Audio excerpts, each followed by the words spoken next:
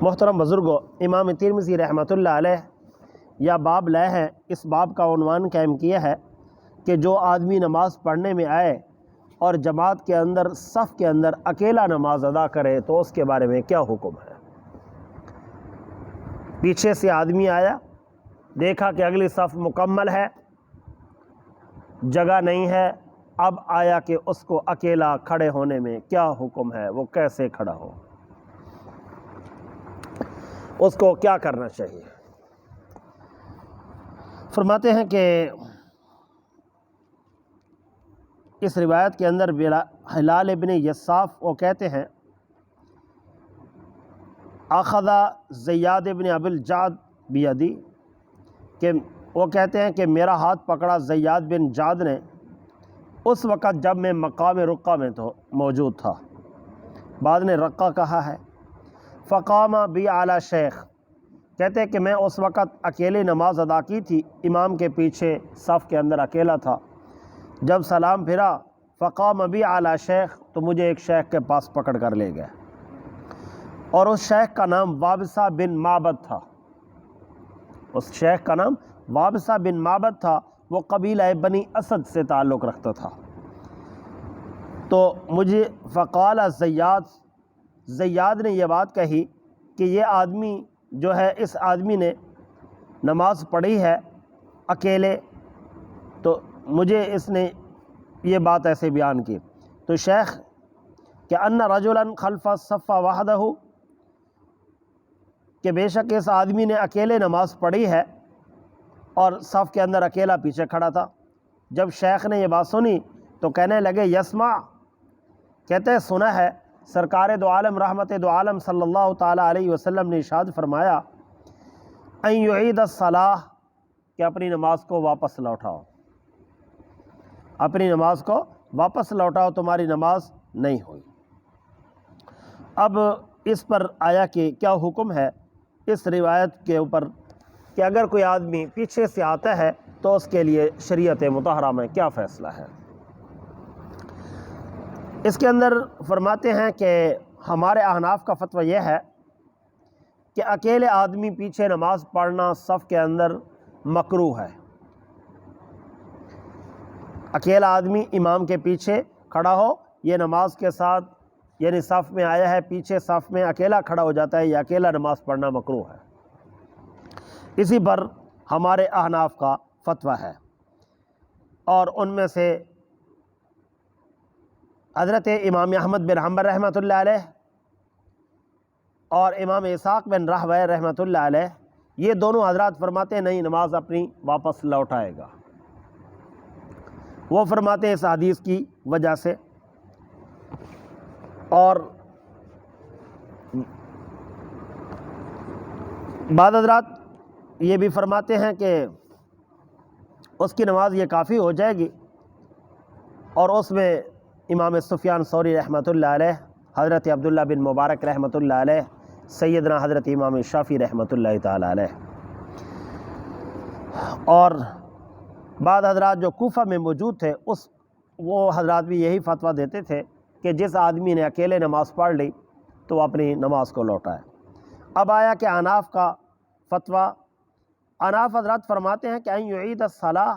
یہ اس لیے فرمایا گیا ہے کہ اس وقت میں نیا نیا اسلام تھا، تو اس وقت میں لوگوں کے دلوں کے اندر جماعت کی عظمت کو بٹھانا تھا، تاکہ لوگوں کو نماز جماعت کے ساتھ اور پھر مسجد کے اندر لوگوں کے ساتھ صف کے اندر شامل ہو کے نماز پڑھنے کو، کہ اکیلے نہ پڑھے، یہ بتانا ان کو عظمت کا موجود تھا، تاکہ آئندہ کے لیے کوئی آدمی ایسا نہ کرے، اور جو بھی آئے وہ اپنی نماز کو اپنے سرے نہ پڑھتا رہے، بلکہ ایک صف کے ساتھ کھڑے ہو کر نماز ادا کرے۔ اب آیا کہ جن حضرات نے فرمایا مکروہ ہے، نماز دوبارہ پڑھے گا، ان کے لیے تو حدیث باب کافی ہے، یہ حدیث آگے۔ اب جن حضرات نے فرمایا کہ یہ ابتدائی اسلام میں ایسا تھا تو اس کے اندر جو ہے وہ گنجائش بھی موجود ہے، تو ان حضرات کی اوپر تھوڑا سا مسئلہ بنتا ہے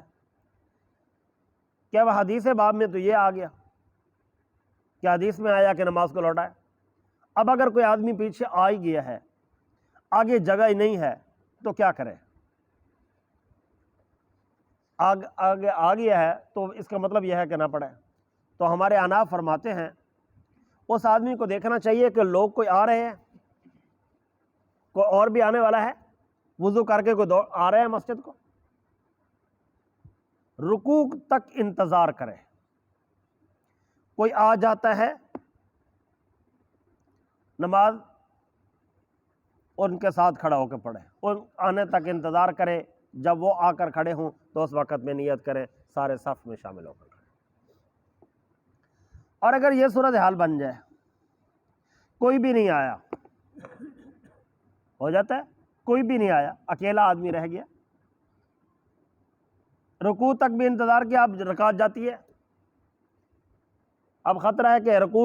رکوع میں لوگ اب امام صاحب چلے جائیں گے، اس کے مجھے نظر بھی کوئی نہیں آتا دور دراز تک۔ اب اس کو چاہیے درمیان میں سے کسی آدمی کے کندھے پر ہاتھ رکھے اور اس کو تھوڑا سا دبائے تاکہ اس کو محسوس ہو کہ مجھے پیچھے بلا رہا ہے۔ لیکن یہ اس کے کندھے پر ہاتھ رکھنا ہو جس کو شریعت کا پتہ بھی ہو، یہ نہ ہو کہ آپ نے تھوڑا سا اس کو پکڑا، کام گڑبڑ ہو جائے۔ جس کو شریعت مطہرہ کا علم بھی ہو کہ مجھے پیچھے سے ہاتھ رکھا گیا تو اس کا مطلب یہ ہے کہ آپ پیچھے آؤ، میرے ساتھ نماز ادا کرو، تو اس کو چاہیے کہ اپنے پاؤں کو گھسیٹتا ہوا اور قبلے کی طرف اس کا چہرہ ہو، اس کا سینہ بالکل قبلے سے نہ ہٹے، وہ پیچھے کی طرف آ جائے اور یہ بھی اس کے ساتھ کھڑا ہو کر نماز ادا کرے۔ لیکن یہ اس کو ساتھ ایسا ادب سے کرے کہ جس کے ذریعے وہ آ جائے اور اس کو معلوم بھی ہو کہ یہ آدمی تھوڑا بہت کوئی سوجھ بوجھ رکھتا ہے، یہ نہ ہو کہ کہیں یہی تماشا بن جائے۔ شورکوٹ کینٹ کے علاقے میں آج سے 4-5 6 سال پہلے کی بات ہے، میں جب اس علاقے میں نیا تھا تو اس وقت مجھے آپ جیسے ایک آدمی نے بتایا،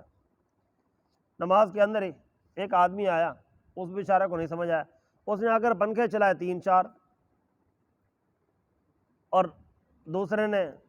پھر اس نے کہا اب بندے تھوڑے ہیں، چلو 3-4 کے بجائے 1-2 چلا دیتے۔ تو پنکھے چلانے میں اس کو صحیح سمجھ نہیں آئے بٹنوں کے، ایک بندے کا پنکھا بند ہو گیا، اس کو نماز کے اندر ہی غصہ آ گیا، اور نے نماز توڑی، گھر چلا گیا، کلاشن کوف لے آیا اور ادھر ہی نماز کی حالت میں ہی کھڑکا دیا، کہتے ہماری نمازیں نہیں ہوں گی، تیری کون سی ہوگی، تو بھی جا، ہاں بندہ مار دیا۔ یعنی ایسا اگر بیوقوف آدمی کھڑا ہے تو اس کو ہاتھ نہیں لگانا، سمجھے بات؟ اب ہم کہتے ہیں کہ ان یعید الصلاۃ، کہ اکیلا آدمی وہ پیچھے کہاں مرے؟ اگر ایسا کرتا ہے، بیوقوف آدمی کھڑا ہے اس کو ہاتھ لگاتا ہے، ایسے حالات بھی تو ہوئے پڑے ہیں۔ یہ مجھے آپ جیسے ایک پکے نمازی نے بتایا کہ جو آدمی شورکوٹ کینٹ کے اندر وہاں پر ملازمت کرتا تھا، اس نے کہا میں اس وہاں جہاں فوت ہوا ہے میں اس کے جنازے میں شریک ہوا ہوں۔ مسجد کے اندر یہ واقعہ پیش آیا، پنکھے سے واقعہ پیش آیا۔ یعنی ایسے بیوقوف ہیں، تو جو پنکھا نہیں برداشت کر رہا تو اگر اس کو آپ پیچھے کرتے تو اس کے بعد وہ کہاں برداشت کرے گا؟ وہ تو زیادہ خطرہ ہے، سمجھ آئی بات؟ اس لیے آپ نے اس بندے کو پیچھے سے ہاتھ رکھنا ہے جس آدمی کو کم از کم تھوڑا سا شعور ہو کہ مجھے پیچھے بلایا جا رہا ہے، آدمی پیچھے اکیلا ہے، میں اس کے ساتھ نماز پڑھنی ہے تاکہ اس کی نماز بھی ٹھیک ہو جائے، اس کی نماز بھی مکروہ نہ ہو۔ سمجھ آ گیا مسئلہ؟ اگر ہم اس حدیث پر عمل کرتے ہیں تو اس کا مطلب یہ جو بیچارہ پیچھے آیا وہ پھر اپنی نماز پڑھے، امام کے ساتھ تو نماز نہ پڑھے، کیونکہ نماز امام کے ساتھ پڑھتا ہے تو وہ اتنے دور سے آیا، اپنے سب کچھ کر کے آیا، وہ بیچارہ 27 درجے والی نماز سے محروم ہو گیا، مسجد میں آ کے محروم ہو گیا۔ پھر تو یہ عادت بن جائے گی، وتیرہ بن جائے گا، پھر لوگ تو مسجد کو آنا چھوڑ جائیں گے، پھر آباد ہونے کے بجائے بے آباد ہونے کا زیادہ خطرہ ہے۔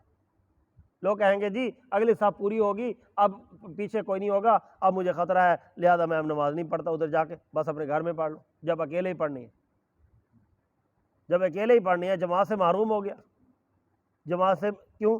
فرمایا کہ اس پر لہذا علماء کرام نے فرمایا فتویٰ نہیں ہے، یہ اصل میں ابتداء اسلام میں تھا، لوگوں کے دلوں میں عظمت بٹھانا تھا۔ لوگوں کو سمجھانا تھا اس مسئلے کو، اس لیے اگر کوئی آدمی اکیلا آ گیا ہے اور وہ پیچھے سے اگر ہاتھ رکھتا ہے تو خطرہ ہے کہ بندہ بیوقوف ہے، میرے گلے پڑ جائیں گے، سارے آگے ایسے کھڑے ہیں، جنرل پڑے ہوئے ہیں، تو اس لیے ان کو چاہیے کہ بس پھر وہ اکیلا ہی نیت کر لے اور اللہ کی ذات کے سپرد، اس کو چاہیے اکیلا ہی نماز کے اندر نیت کر لے، پھر اللہ کی ذات کے سپرد، یا اللہ میں ان کو پڑھتا ہوں، میری نماز تو ہوگی نہیں ہوگی، ان کا کام سیدھا ہو جائے گا، یہ بیچارے ان پڑھ آدمی ہیں، ابھی یہاں پر جھگڑا شروع ہو جائے گا، مسجد لڑائی جھگڑے کی جگہ نہیں ہے، لہذا اس لیے اس بات پر فتویٰ ہوگا، آناف فرماتے ہیں تو پہلے کیا کرنا ہے، پہلے نمبر پر اس کو چاہیے کہ آ کر رکوع تک انتظار کرے، کسی کو ہاتھ نہ لگائے، ہو سکتا ہے کوئی آ جائے، ہو سکتا ہے کوئی آ جائے، ان کا انتظار کرے،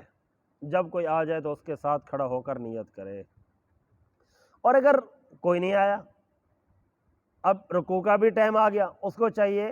کہ دیکھے کہ آگے والی صف جو ہے ان لوگوں میں پڑھا لکھا کوئی آدمی ہے، اس کو ہاتھ لگائے، ٹھیک ہے، اس کو اور ادھر پتہ چل جائے گا کہ میں نے رات یہ حدیث سنی ہے، رحمت والے نبی صلی اللہ علیہ وسلم کے فرمان سنا ہے، لہذا مجھے چاہیے کہ میں پیچھے ہو جاؤں۔ اب جس بیچارے نے سنا نہیں ہے اس کو کیا پتا، تو اب اس نے کیا کرنا ہے، جب اس نے پیچھے سے اس کو تھوڑا سا پکڑنا کہ پیچھے ہو سکتا ہے بندہ بیوقوف ہو، کہیں کام سارے نمازیوں کی نماز جاتی نہ رہے،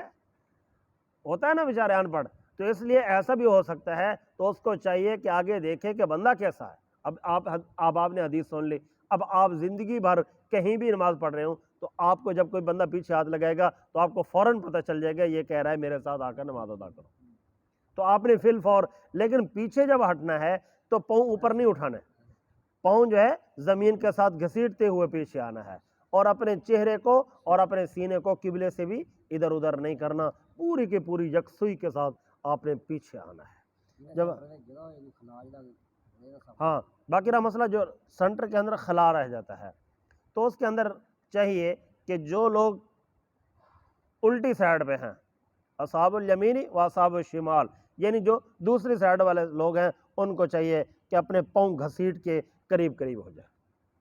اپنے پاؤں گھسیٹ کے قریب قریب ہو جائے، اس لیے کہ جب 4-5 آدمی قریب قریب ہوں گے اس کے بعد وہ جگہ جو درمیان میں خالی ہوئی ہے وہ بھی پر ہو جائے گی، اس کو بھی پر کر لیں، لیکن یہ پر کرنا ان لوگوں کی ذمہ داری ہے، ادھر والے جو کھڑے ہوں گے وہ سارے کے سارے اس کو پر کر لیں گے، ادھر والے ساتھیوں کو کچھ نہ کہیں، ادھر والے لوگ کھڑے ہو کے اپنی صف کو مکمل کر لیں گے،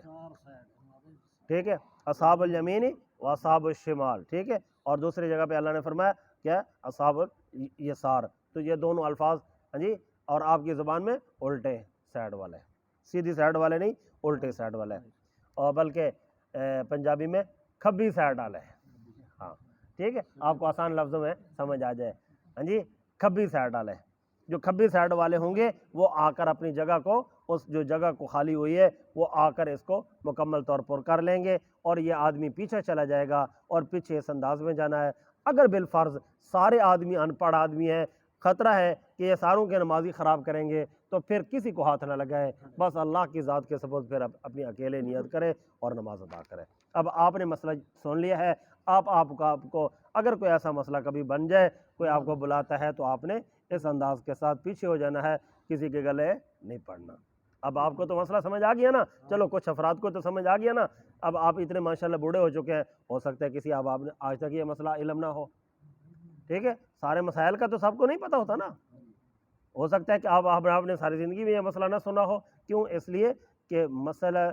سنا بھی ہو تو ہو سکتا ہے وہ آپ کو یاد بھی نہ رہا ہو سکتا ہے سنا بھی ہو یاد نہ رہا ہو، اس لیے دعا ہے اللہ تعالیٰ عمل کی توفیق عطا فرمائے۔ اور فرمایا اس حدیث کے متعلق امام ترمذی رحمۃ اللہ علیہ فرماتے ہیں، یہ حدیث حسن صحیح، یہ حدیث حسن بھی ہے، صحیح بھی ہے، اس روایت کے اندر کسی قسم کا کوئی اختلاف نہیں ہے۔ اللہ تعالیٰ سے دعا ہے اللہ تعالیٰ ہمیں عمل کرنے والا بنا دے۔